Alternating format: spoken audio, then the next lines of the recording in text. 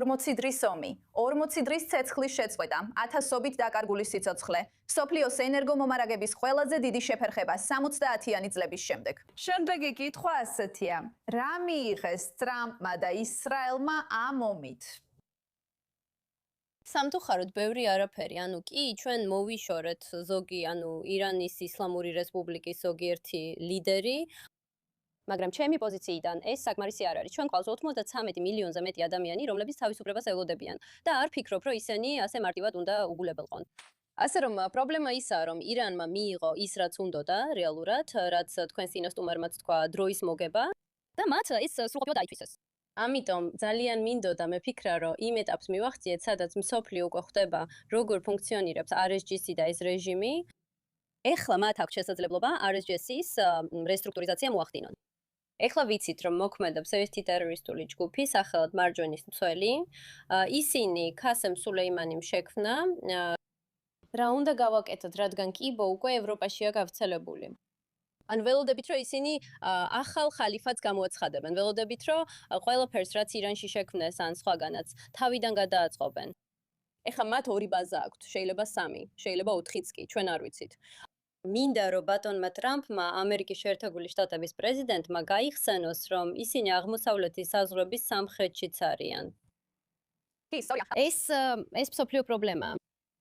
ჩვენ გვაქვს პრობლემა, უნდა გავათავისუფლოთ ირანელები, უნდა დავრწმუნდეთ, რომ ისრაელი არ დახდება ამ ომის მთავარი მსხვერპლი და სამწუხაროდ როგორც ჩანს, ასე იქნება. მართალია. მართალია და ირანში ამას უკვე გამარჯვებად აღიქვამენ.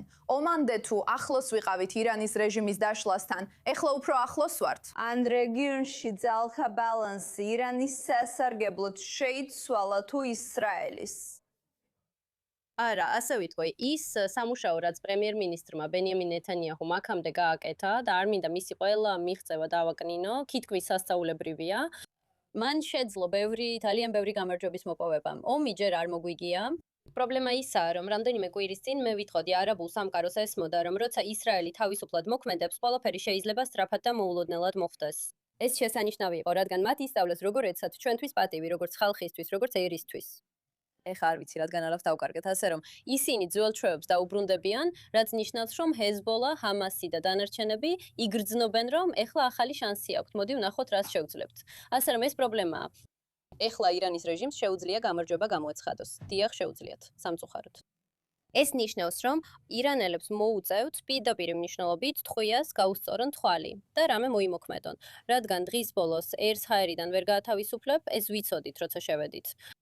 ამიტომ ირანელებს თავად მოუწევთ თავისუფლებისკენ სვლა და იმედია ეს მალე მოხდება. ასე რომ თუ რეჟიმი უახლოეს რამდენიმე კვირაში არ დაიშლება, არ ვიცი რა მოხდება, რადგან რაც უფრო დიდხანს დაველოდებით, მით მეტი ძალისხმევა დაგვჭირდება გამარჯვებისთვის.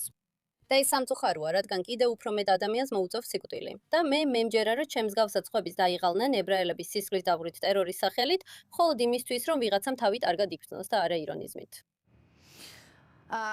რა არის ყველაზე დიდი შეშფოთება ისრაელისთვის ამჟამად? ამ პოტენციური შეთანხმების წინაშე შესაძლოა შეირყეს ურთიერთობა აშშ-თან, ხოლო ირანი, რომელიც სანქციების შემსუბუქებას მიიღებს. და დააჭიანურეს საუბრები მოლაპარაკებები აშშ-თან. რა არის ისრაელისთვის ყველაზე დიდი შეშფოთების მიზეზი? მოусმინეთ პირველ რიგში მცვენია ვთქვა, რომ ჩვენ ვაძლევთ ფულს რეჟიმს, რომელიც კიდევ უფრო მეტ ადამიანს მოკლავს. ამიტომ ვერ ხვდები როგორ შეგვიძლია ვილაპარაკოთ ჰუმანიტარულ დახმარებაზე, როცა ვიცით, რომ ეს ფული დაიხარჯება ტყვიებისა და იარარის წარმოებაში, რომლებიც ირანის ხალხს, კარგ ირანელ ხალხს მოკლავს. ეს მაბრაზებს. მეორეც ყველაზე დიდი საფრთხე ისაა, რომ ისრაელი კარგავს მეგობრებს და ახალებს ვერ იძენს. ევროპა უკვე დაკარგულია. მე თვითონაც მივდივარ, რადგან აზრი არ აქვს დარჩენას ქვეყანაში, რომელსაც ჩემი სიკვდილი უნდა და არ სურდა ჩემი და მილიონობით სხვა ებრაელის დაცვა ევროპაში. აბა რას ვაკეთებთ? ახალ მეგობრებს ვეძებთ სამხრეთ ამერიკაში. იმედი მაქვს ასე იქნება. ჩვენი საყრდენები უნდა გავიმხაროთ. ისინი იკლებს და მცირდება. სივცხვილი. ისრაელს უარესიც უნახავს. ჩვენ ამ ყველაფრიდან უფრო ძლიერები გამოვალთ. მე ამას მჯერა. მჯერა ჩვენი მაგრამ მე ვნერვიულობ, რადგან როგორც დედა რას ვეუბნები ჩვენ შვილებს, რომ ისევ ჩავფლავდით. საბოლოოდ ეს სამარცხვინოა. ჩვენ დიდი ხალხი ვართ. ამიტომ ძალიან მინდა რომ ჩვენს საყვარელ პრემიერ-მინისტრს კიდევ ერთხელ გადახედოს ამ საკითხს და დონალდ ტრამპმაც რეალურად რაღაც გააკეთოს ამაზე. მან დაპირდა რომ გააკეთებდა. კარგი, კეთრინ შაგდამ, დიდი მადლობა რომ შემოგვერთით ამ საღამოს